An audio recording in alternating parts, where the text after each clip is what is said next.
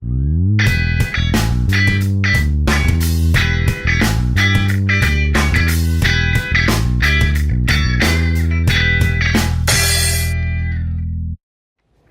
que é o perigo dessa decisão de ultrapassar o paralelo 38, pessoal?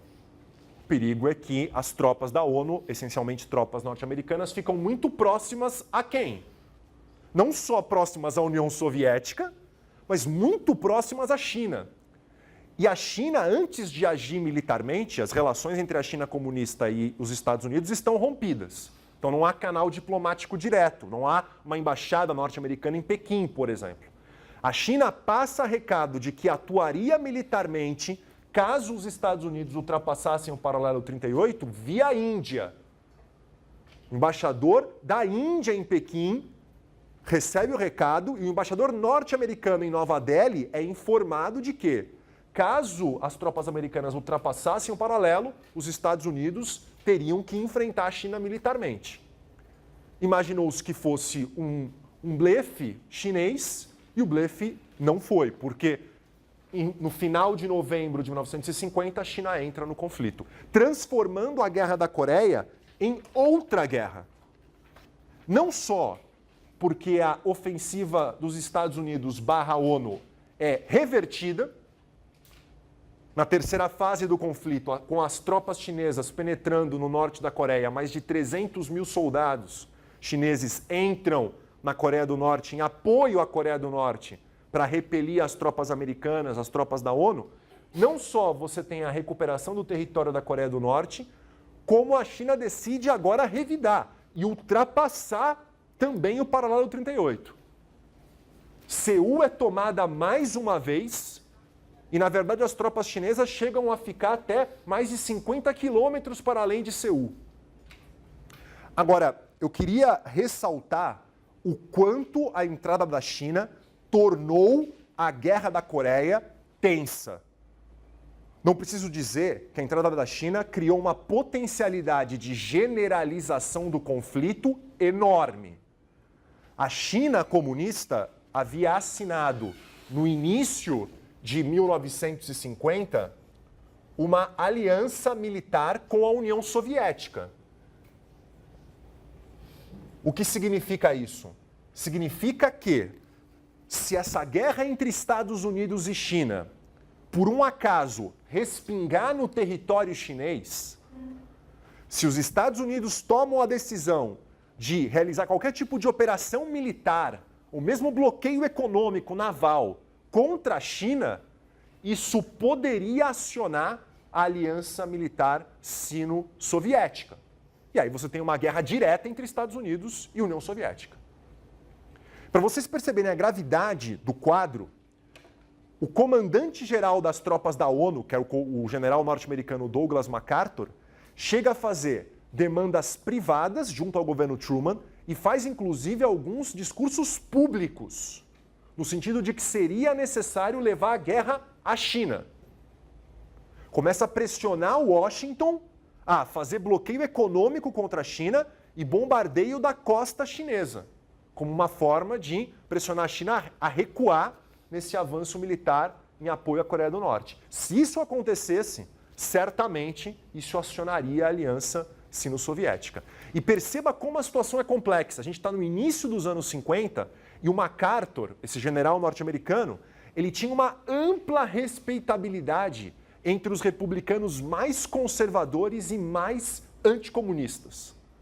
A gente está exatamente nesse contexto nos Estados Unidos, no início do fervor macartista, no qual qualquer tipo de ação considerada suave diante dos comunistas gerava na política doméstica a acusação de que você era, dentro dos Estados Unidos, um agente comunista.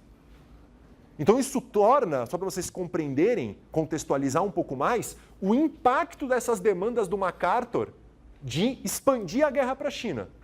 O Truman, inclusive, numa coletiva de imprensa, chega a dar a ideia de que os Estados Unidos poderiam utilizar bombas atômicas pontuais para empurrar a China de volta para o seu território. Isso gera outro sério problema. Depois ele vai recuar, dizendo que nunca utilizaria a bomba atômica sem consultar os parceiros da OTAN, tanto que o próprio primeiro-ministro britânico voa para Washington para garantir esse compromisso norte-americano, mas o final de 50, início de 51, é um momento em que o mundo passou por sérias dificuldades. Se você analisa jornais nesse período, talvez uma das expressões que mais aparecem é Terceira Guerra Mundial. A possibilidade de uma Terceira Guerra Mundial eclodir nesse contexto. Tá? Muito bem.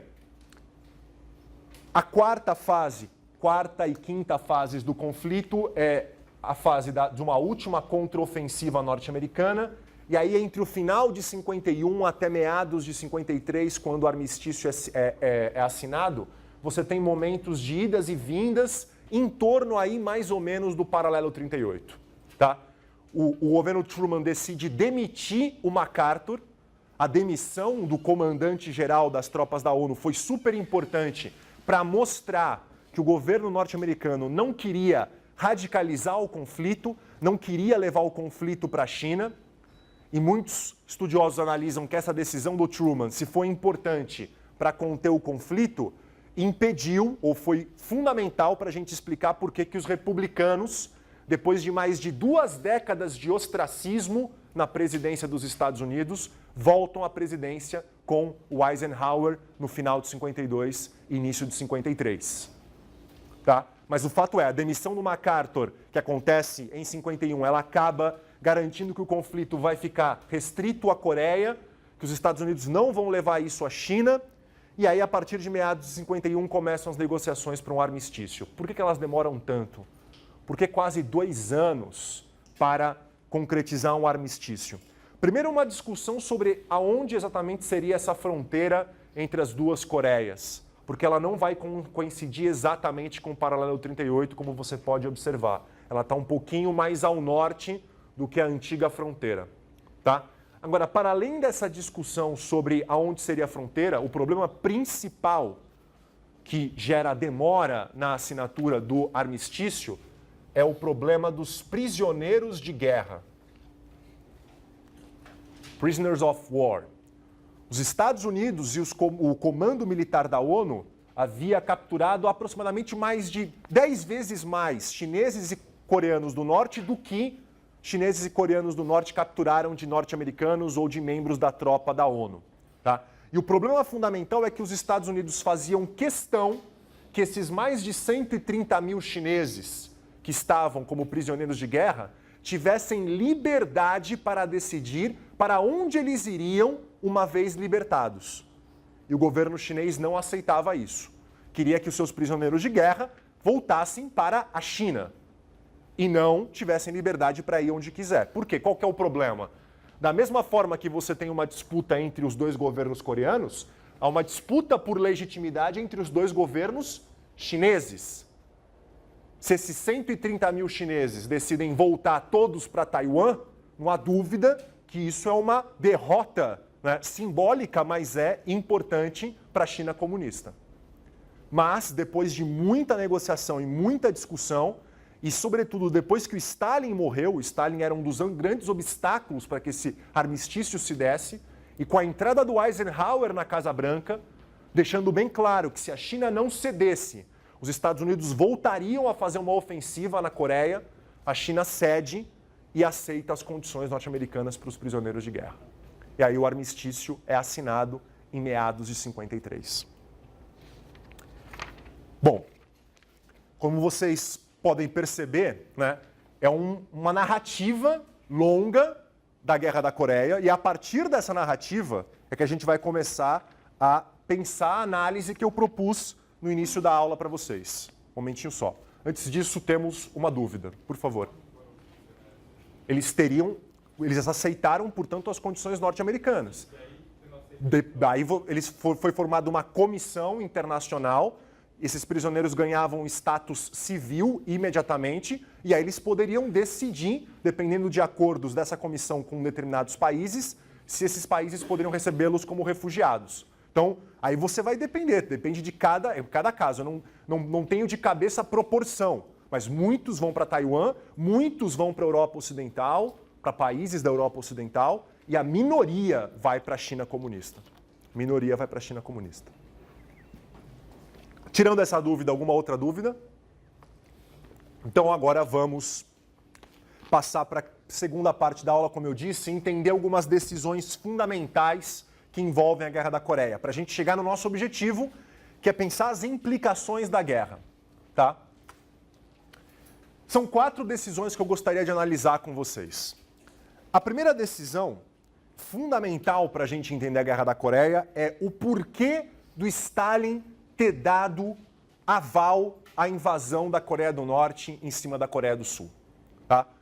O governante norte-coreano, que inclusive foi colocado como governante pelo próprio Stalin, pediu autorização e recebeu essa autorização no início de 50 para fazer a invasão que deu início ao conflito. Não foi a primeira vez que o Kim Il-sung havia demandado essa autorização. O Stalin já tinha feito 2 negativas e na terceira demanda ele cede. A pergunta que eu faço é, por que cedeu? Tem 2 coisas que eu gostaria de comentar sobre isso.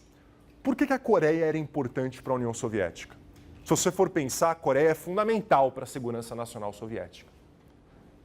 É uma área de penetração muito fácil na Manchúria e exporia, portanto, toda a região ali do sudeste da União Soviética. Então, do ponto de vista de segurança nacional soviética, a Coreia tem uma importância enorme. Não tanto quanto a Polônia o tem, mas certamente tem a sua importância. Agora, a questão é, o Stalin havia concordado em pensar uma Coreia dividida em 2 áreas de influência e depois reunificada num governo de coalizão. Né? Então, a Coreia sempre foi importante em termos de segurança nacional para a União Soviética. Por que a decisão de radicalizar e invadir a Coreia do Sul? Essa é uma decisão forte.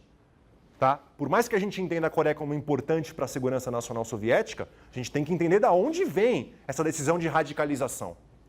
Para entender de onde vem essa decisão de radicalização ou de partir para um conflito direto, a gente tem que olhar o que está acontecendo no final dos anos 40 no Japão.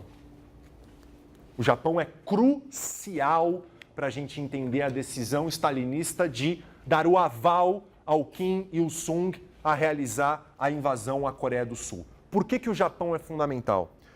Como a gente comentou rapidamente, o Japão está ocupado só por tropas norte-americanas. O Japão se rende e a ocupação ela é feita única e exclusivamente por tropas norte-americanas. No contexto das negociações do final da Segunda Guerra, qual que era a perspectiva que os 3 aliados tinham sobre esses 2 grandes países inimigos, Alemanha e Japão? Que os 2 seriam desmilitarizados e fortemente, do ponto de vista econômico, sobretudo, enfraquecidos. Então, um enfraquecimento militar e econômico desses 2 polos inimigos que formavam o eixo. Isso era fundamental na discussão dos aliados no final da Segunda Guerra. Tá? Tanto por parte do Roosevelt quanto por parte do Stalin. No início, a perspectiva que os Estados Unidos põem em prática no Japão é exatamente essa: privilegiar a desmilitarização do Japão, a democratização do Japão, então, tirar todas as pessoas que tiveram qualquer tipo de envolvimento ao militarismo japonês, desde autoridades a grupos militares, expurgá-los do poder, então democratizar, desmilitarizar e enfraquecer economicamente o Japão, né? Garantindo, por exemplo, pagamento de reparações para os países com os quais o Japão teve conflito. A partir de 1947, 48, essa perspectiva de enfraquecimento econômico e de desmilitarização do Japão, democratização do Japão, passa por uma guinada impressionante. Ao invés de democratização, desmilitarização e enfraquecimento econômico, os Estados Unidos passam a dar importância à recuperação econômica japonesa e normalização política. Acabar com os expurgos, tanto no setor militar quanto no setor político japonês, e garantir que o Japão volte à normalidade política e econômica o mais rápido possível. Se você for observar, isso também está acontecendo aonde, pessoal, nesse mesmo momento? Na Alemanha Ocidental. Ou seja, essa é a base da política de containment do Kennan.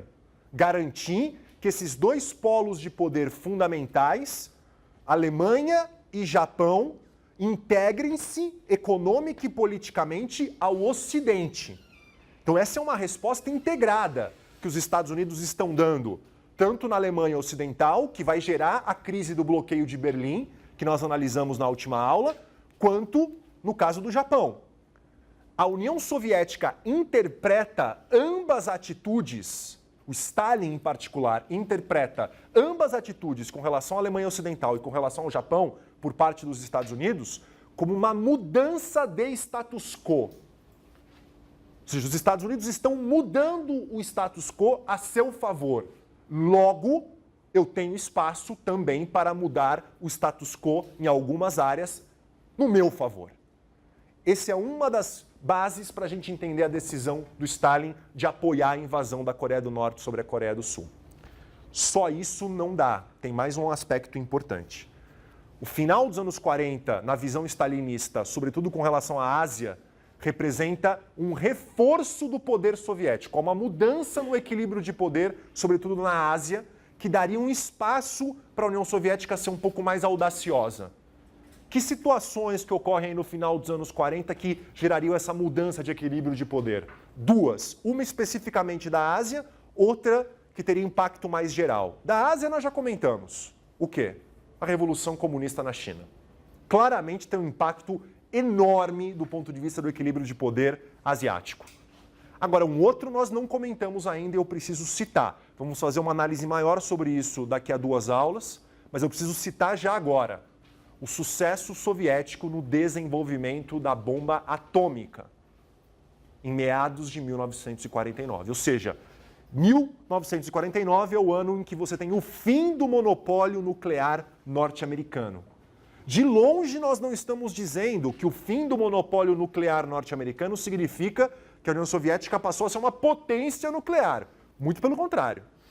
Vai demorar muito tempo para a União Soviética ter uma equiparação nuclear para com os Estados Unidos. Vai demorar muito tempo. Mas não há dúvida que é uma diferença crucial a União Soviética ter desenvolvido a bomba atômica no final dos anos 40. Isso dá um poder ainda maior, um espaço, uma área de manobra ainda maior para o Stalin mudar o status quo em áreas específicas da periferia a seu favor. Segunda decisão que nós temos que entender, para além da decisão do Stalin de apoiar a invasão da Coreia do Norte sobre a Coreia do Sul. Por que os Estados Unidos decidem intervir? Decidem intervir, e não só isso, pessoal, decidem utilizar a ONU fortemente para legitimar a sua intervenção. Aonde está? Né? Onde está a base, a racionale aí da atuação norte-americana? Tem 2 coisas que eu gostaria de falar sobre isso. Primeira coisa tem a ver com a política do containment do Kennan. O Japão é fundamental, garantir que o Japão continue ligado econômica e militarmente e politicamente ao Ocidente é fundamental. Só que o Japão sozinho, para se recuperar, ele precisa de algumas áreas no continente asiático. O Japão é uma área, do ponto de vista de matérias-primas, muito pobre. É fundamental que algumas regiões da Ásia mantenham-se conectadas ao Japão. Uma delas, na visão norte-americana, qual é? Exatamente a Coreia. Então a Coreia teria uma importância enorme para o Japão, que os Estados Unidos não poderiam permitir com que a invasão da Coreia do Norte sobre a Coreia do Sul fosse bem sucedida e retirasse a Coreia, portanto, de uma órbita política e econômica favorável a Tóquio. Esse é um aspecto. Agora, tem um outro aspecto fundamental. Nesse momento, no governo Truman, final dos anos 40, início dos anos 50, e nós veremos isso na discussão do seminário de hoje, está acontecendo um debate sobre o impacto que a Revolução Chinesa e o impacto que a bomba atômica teria para a atuação da União Soviética em política externa.